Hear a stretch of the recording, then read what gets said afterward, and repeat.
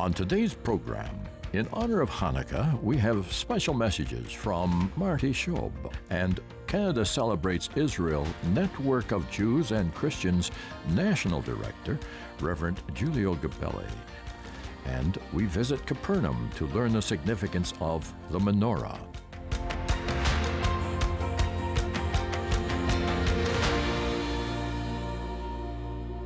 Shalom, friends. We wanted to send a very special Hanukkah greeting to all of our Jewish friends here in Canada, and then of course in Israel and around the world. Hanukkah is a very special season where we remember light overcoming darkness, where we remember the temple being rededicated after it being so desecrated, where we remember really evil being overcome by good. And so on this Hanukkah, we wish you all a Hag Hanukkah Sameach. We pray that you would allow the light of God into your heart in this time. And we want to thank you all for your support and friendship to the ICEJ. God bless you all and enjoy this season. The very first Hanukkah celebration, also known as the Festival of Lights or Feast of Dedication, took place some 160 years before Christ. Israel was overrun by the evil Seleucid Antioch Epiphanes, who sacrificed pigs to the statue of Zeus in the temple in Jerusalem. After a great struggle, which raged for 3.5 years, he was finally defeated by the Hasmoneans and by Judas Maccabeus in particular. The temple was cleansed and rededicated with a miracle that kept the menorah burning for 8 days until pure olive oil that could only be obtained from the Galilee was able to replenish it. The reality was that they only had sufficient oil for 1 day. Jesus celebrated this miracle and thereby recognized the intervention of God on behalf of Israel. We read in John chapter 10, verses 22 through 23, "Now it was the feast of dedication in Jerusalem, and it was winter, and Jesus walked in the temple in Solomon's porch." Hanukkah celebrates the rededication of the Second Temple in Jerusalem and the miracle of 1 day supply of oil being extended to last 8 days. For this reason, the special Hanukkah menorah, or otherwise known as the Hanukkah with 9 branches, is used rather than the typical 7-branch menorah. One candle branch is typically placed above or below the others, called the shamash, in Hebrew meaning attendant or servant. This candle is then used to light the other 8 candles, and each night, along with a blessing and prayer, 1 additional candle is lit by the shamash until all 8 candles are lit together on the final night of a holiday.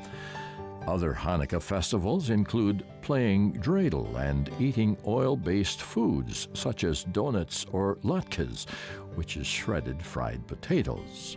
Isaiah chapter 60, verses 1 through 3 says, "Arise, shine, for your light has come, and the glory of the Lord is risen upon you. For behold, the darkness shall cover the earth, and deep darkness the people. But the Lord will arise over you, and his glory will be seen upon you. The Gentiles shall come to your light, and kings to the brightness of your rising." John chapter 10, verse 12. Yeshua said, "I am the light of the world. He who follows me shall not walk in darkness, but shall have the light of life." Up here you can see the Jewish menorah, the Jewish candelabra. How many branches do we see there? How many? 7, that's correct. Now I'm taking out my ID, my blue ID, and I want to show you the emblem of the State of Israel, the way it appears on my documents.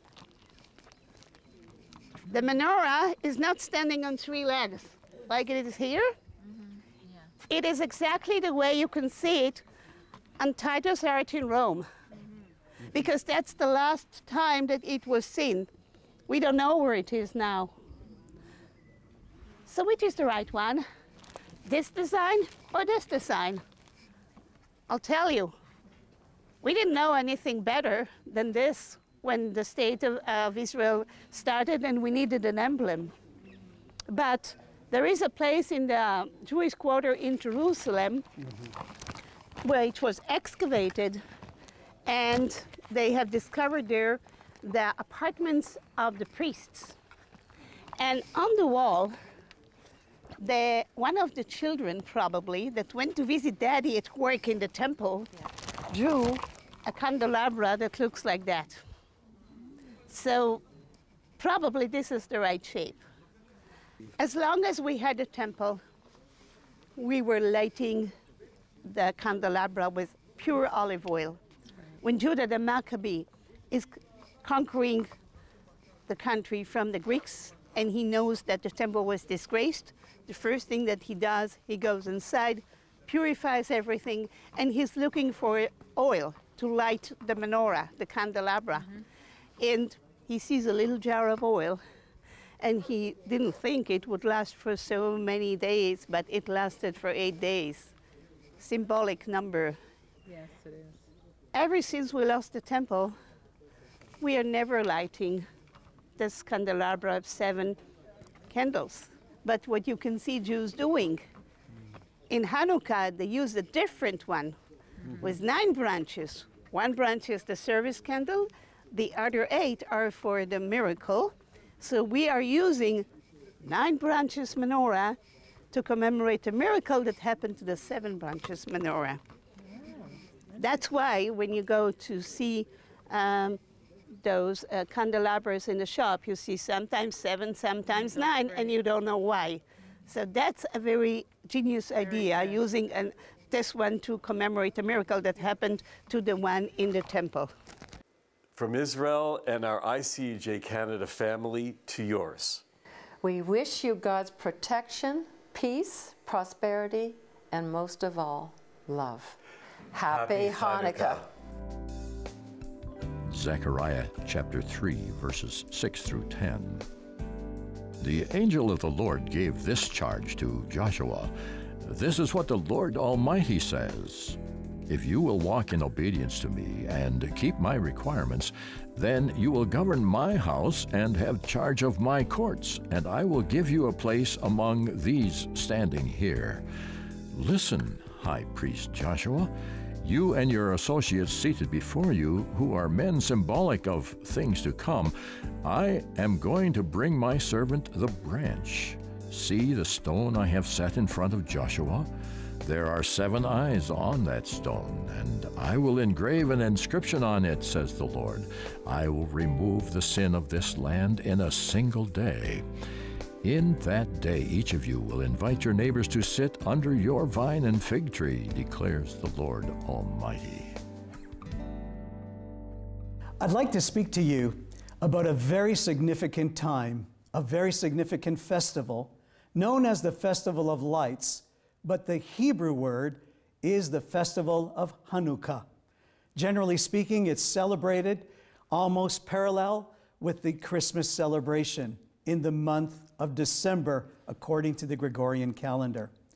Now, the Feast of Hanukkah is not mentioned in Leviticus chapter 23.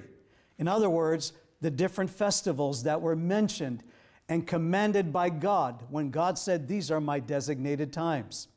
But the Feast of Hanukkah is a celebration that Jesus, Yeshua himself, observed. You see, the Bible says in the Gospel of John, chapter 10, verses 22 and 23, says, "Then came Hanukkah in Yerushalayim. It was winter, and Yeshua was walking around inside the temple area in Shlomo's colonnade, or Solomon's colonnade." So you see, the Bible clearly says that during the time of Jesus, the 1st century, that the Jewish people were celebrating a festival called Hanukkah, or during the time of winter, it was a festival that was actually referred to as the Festival of Dedication, but we understand it as the Festival of Lights. Now, why is this so important?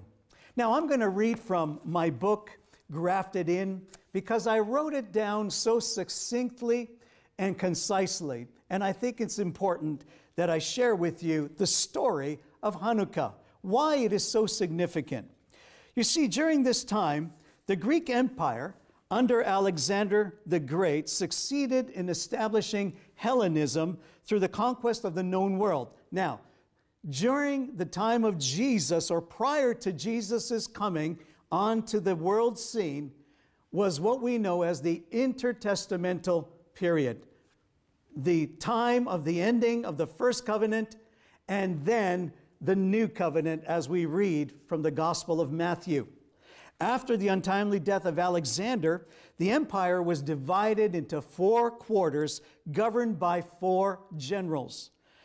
The Ptolemies took control of the south, the Seleucids took control of the north, and eventually the Seleucids took control of Judea under the rulership of Antiochus Epiphanes, or Antiochus IV, who adopted the title of Epiphanes, which literally means God manifest. In other words, Antiochus wanted to be worshipped as a god.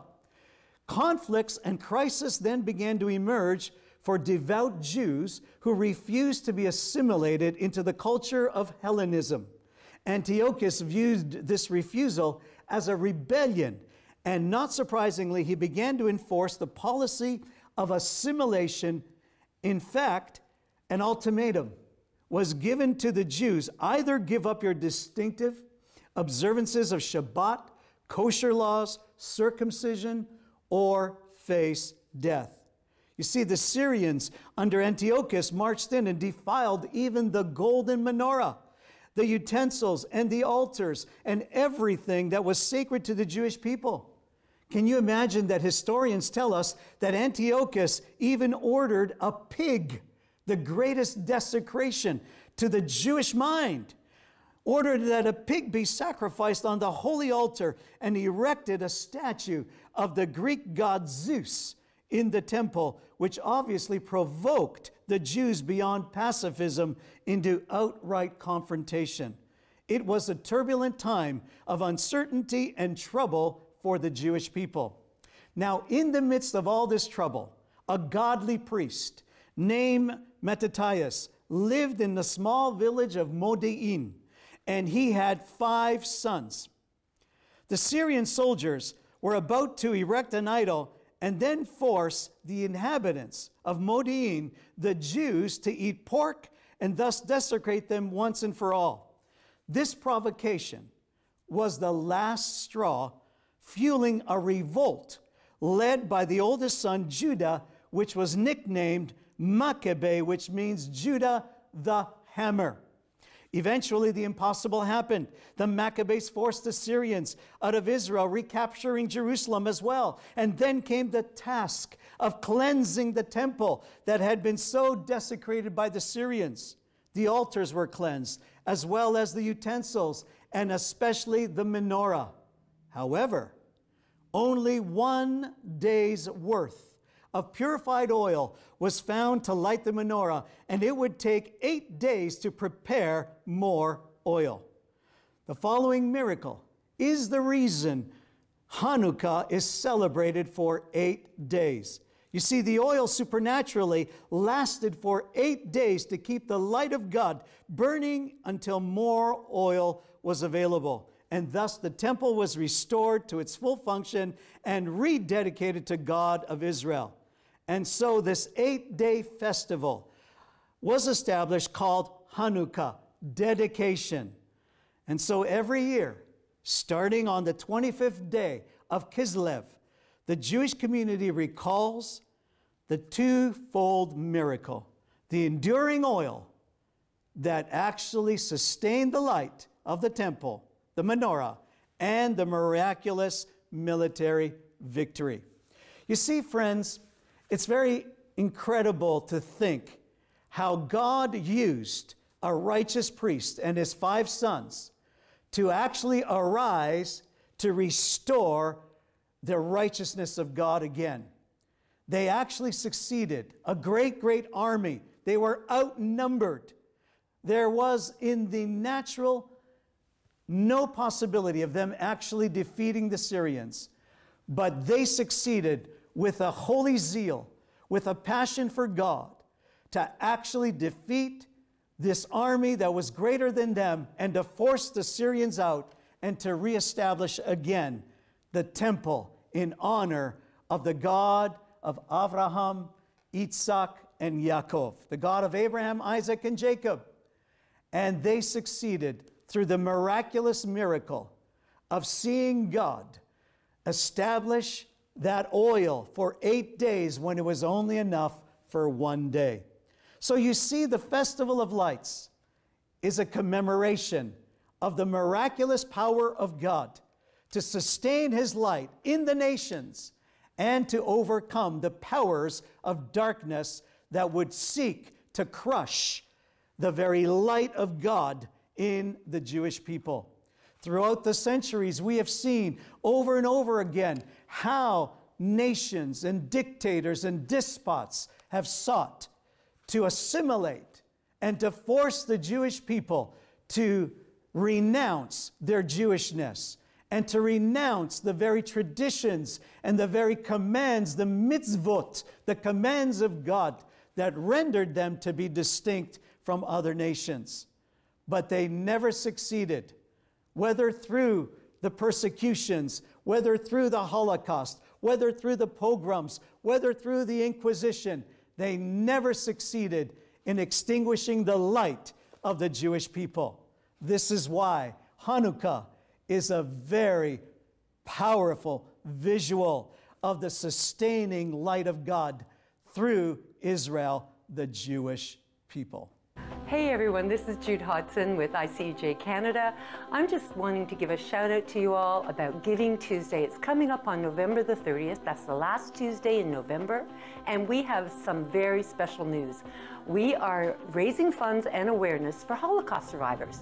November is our month for remembrance, and we are remembering survivors by taking testimonies with the Christian Friends of Yad Vashem, and also looking after our Holocaust survivors at the Haifa home. So if you can donate, please do. We have wonderful, generous donors who will match all donations on that one day. So thank you so much for considering ICEJ Canada for Giving Tuesday. God bless. John chapter 8, verses 12 through 20. When Jesus spoke again to the people, he said, I am the light of the world. Whoever follows me will never walk in darkness, but will have the light of life. The Pharisees challenged him. Here you are, appearing on your own witness. Your testimony is not valid. Jesus answered, Even if I testify on my own behalf, my testimony is valid, for I know where I came from and where I am going. You have no idea where I come from or where I am going. You judge by human standards. I pass judgment on no one. But if I do judge, my decisions are true because I am not alone. I stand with the Father who sent me. In your own law it is written that the testimony of two witnesses is true. I am one who testifies for myself. My other witness is the Father who sent me. Then they asked him, Where is your Father? You do not know me or my Father, Jesus replied. If you knew me, you would know my Father also. He spoke these words while teaching in the temple courts near the palace where the offerings were put. Yet no one seized him because his hour had not yet come.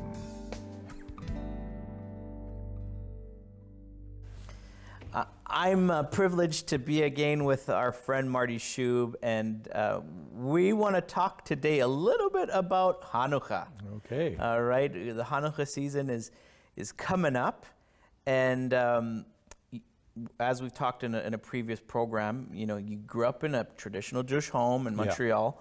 Yeah. Before we talk about Hanukkah and its relationship to non-Jews and looking at it today, what was Hanukkah like growing up for you?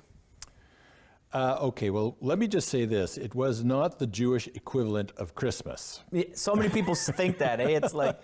No, I had one Gentile friend, and I remember going to his house, I think on Boxing Day, and seeing, you know, the overwhelming amount of presents this guy received. I mean, we got presents at Hanukkah, and you know, you're asking me to relate it as I was as a child, and presents are very, very high on my memories. They're in the memories for sure. But really, very, very low key, very, very much smaller scale than Christmas. It wasn't the Jewish equivalent of Christmas. So I think it's maybe becoming more of a competition that way. Yeah. Certainly my kids got a lot more Hanukkah presents from my parents than I ever did. Well, so let's talk about Hanukkah in general, right? It's not one of these 7 feasts of the Lord that we read in Leviticus chapter 23, but we do read in the New Testament. John chapter 10. The Feast of Dedication. That's right. Hanukkah, dedication. What significance does Hanukkah hold for the Gentile believer or the non-Jewish believer in Jesus? Well, it fits into the pattern where the Jewish people are under existential threat. You know, we had this in Egypt, of course, and then there's the Purim story. Purim story, and then this is what sometimes we call the intertestamental period. After Alexander the Great's empire broke up and was split into 4, there were one center down in Egypt, one center in Syria. Israel's right in the middle, and these 2 kingdoms were always fighting, and Israel was right in the thick of this. And there was one king in particular who tried to impose a uniform culture for all his subjects. Yeah, Hellenism. Yes, so you know, the idea was he was really, you know, trying to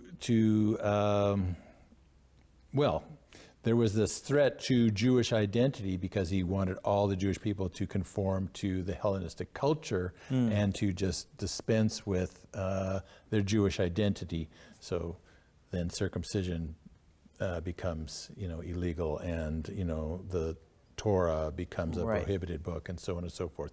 So it was really a critical time, because I think for the miracle of the Jewish people's survival through the, you know, the millennia is not so much, you know, that somebody was going to kill every last Jew, though there have been people who have attempted to do that, but the even greater threat is the social pressure to assimilate and just become like everybody else. And that, in a sense, is a much greater threat. And really, that was, I mean, the sword was behind it to some extent, but it was this great push for assimilation and just a denial for the Jewish people of their own calling and identity. Right, and for those who don't know the story, it was all miraculous. So many people, they just think of the 8 days, the oil, and so much, but really that was just the final miracle. You know, the miracle of the victory from like a 10-to-1 odds of Judah Maccabee's forces and against Antiochus's forces. Conquering elephants, like it's like Lord of the Rings, you think, you know, like you have that. Well, again, it fits the pattern where, you know, we're surrounded, where it's against all odds. David and Goliath type of. David and Goliath fits in that pattern. For sure. And, you know, ultimately there is a great deliverance. There is a victory against all odds. And I guess for, you know, you asked the question, why is it significant for Gentiles? Well, try and picture this. If Antiochus had been successful and was able to have all his Jewish subjects assimilate into the Hellenistic culture completely, that would have been the end of the Jewish people. And then there would have been no Jewish Messiah who was born, you know, about 150 years later. Correct. So, you know, sometimes we like to say there'd be no Christmas if there wasn't a Hanukkah beforehand. Correct. Yeah. Oh, that's a good one there, Marty. Well, that's awesome. Friends, may you be blessed in this upcoming holiday season. Marty, thanks for joining us today. Sure.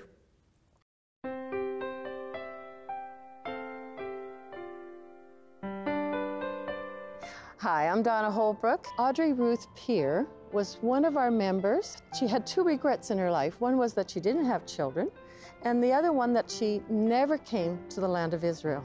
So when she passed away, she left an estate. We undertook the fund and we divided it 4 ways equally. And it went to a petting zoo for orphan boys near Tel Aviv. It also went to build 2 new music rooms at Bet Yosef up at Haifa. We also helped to complete a playground for another orphanage to the south of Israel. And then it enabled us to restore our scholarship for Christian young adults. Would you consider being a shomer, keeper of Israel, in your state giving? And that leaves a wonderful legacy here in Israel.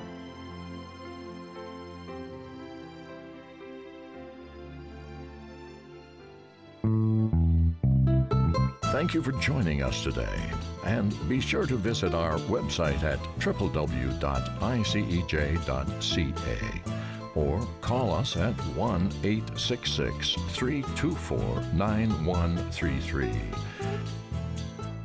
And for our Canadian residents, be sure to ask for your free Canada-Israel pin. Through your contributions to ICEJ Canada, you can participate by giving to Haifa Home for Holocaust Survivors, Women at Risk Red Carpet Project, Operation Life Shield Bomb-Proof Shelters, Mentoring Programs, Aliyah Support, Children's Projects, Israel in Crisis, Israel Aid, Magan David Adam Emergency Services, Christian Friends of Yad Vashem, Scholarships for Young Adult Leaders, ICEJ Canada Media Fund, Gift Estate Securities Fund.